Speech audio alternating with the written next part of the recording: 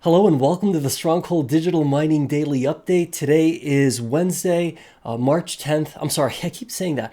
Wednesday, May 10th, 2023. I'm grateful that I made that slight slip up insofar as the month. We all make mistakes, and I think it's important to view mistakes that are made through the best lens possible.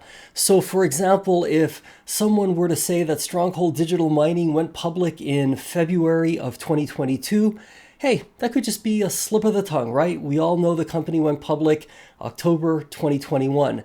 If someone were to say, hey, Stronghold Digital Mining CEO has no skin in the game, has no ownership of the company, is only in it for the compensation that's received in cash for being CEO, we can perhaps overlook that as well and simply assume it's a misunderstanding as to the reality of the fact that our CEO is profoundly invested in this company, has tremendous skin in the game, not just financial, but arguably even reputational.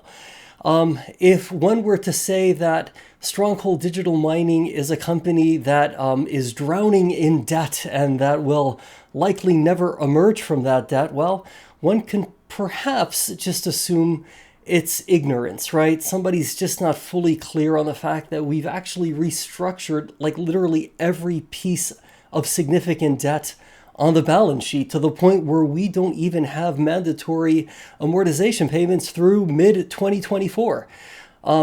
I could go on and on. We all sometimes make mistakes. There's a slip of the tongue. Maybe there's a piece of information that's shared which is factually inaccurate. And you know what? From my perspective, mistakes happen. But I do think it's really important sometimes to set the record straight as to what's real, what's not so real, and then what's really just opinion, right? Because everybody has different opinions. I mean, that's what kind of makes a market. I've heard it said that Stronghold Digital Mining doesn't really have any meaningful institutional participation, right? That institutions don't really own a whole lot of our company's stock. I'm going to put up a quick screenshot here. You should see it right about now. Let's go through some of the names on this list. Vanguard Group, Cooper Creek Partners, BlackRock, State Street, Morgan Stanley, Adage Capital Partners, Renaissance Technologies, Goldman Sachs Group. Let me just point out something. This book right here, it's called The Man Who Solved the Market, How Jim Simmons Launched the Quant Revolution. This book, it's essentially about Renaissance Technologies. Renaissance Technologies happens to be an institutional owner, at least as of right now, of Stronghold Digital Mining. We are talking about some of the smartest money on planet Earth. Now, why wouldn't these companies own, 70, 80, 90% of Stronghold Digital Mining? Well, it could be because our market cap is so relatively small that you can't really deploy, $3, $4, $5, $6 billion into a company whose market cap is barely over $100 million. But I think insofar as any sort of argument that, hey, there's not a whole lot of institutional participation, and institutions perhaps, they bring a level of rigor, a level of expertise, a level of analysis to the equation that perhaps a retail investor might not. Well, maybe I agree with that. But I'll tell you what, those names that I just read off, that's some of the smartest money on planet Earth. So from my perspective, I think there are some really great, awesome, meaningful institutional names involved in this company as we speak right now. Let me go ahead and pull up another quick graph. It should show up right now. Okay, let's take a look at this together. So what we're looking at is page, I believe, 6 of the Stronghold Digital Mining Q4 2022 investor presentation. And you'll see that there's a lot of information there. You could pause the video if you'd like to look it over. But I just want to emphasize that we really have restructured or extinguished every piece of material debt on the balance sheet. Okay, there's about $60 million. This is as of the end of 2022, about $60 million of current principal amount of debt. As I said before, there's no mandatory amortization until July 2024. And at this point, we are looking to be in really good shape. So we'll come back to me here. Okay, there. So from my perspective, as it relates to this issue of debt, do we have too much debt? Hey, look, we've restructured all of our debt. And you know what? We turned cash flow positive for Q4 2022, over $5 million in positive EBITDA. And my expectation is that when we get our Q1 2023 investor presentation tomorrow, Thursday, May 11th, that we're going to find out that Q1 2023, absent something really kind of unexpected having occurred, we will once again be cash flow positive.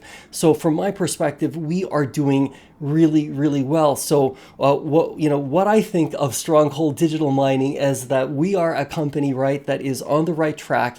I think there's an honest debate to be had as to, hey, whether or not, we're going to, are we going to like reach our full potential in the next 3 months instead of maybe the next 3 years?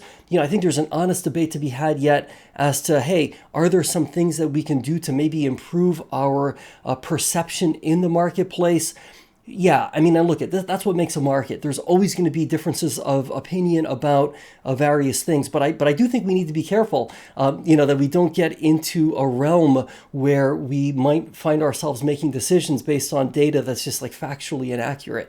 And I would hope somebody would point out any factual inaccuracies I might make, because my goal is truth, right? I whatsoever things are true happens to have been the motto of my high school, and I think there's a lot of truth to that, right? Whatsoever things are true, I'm working towards truth.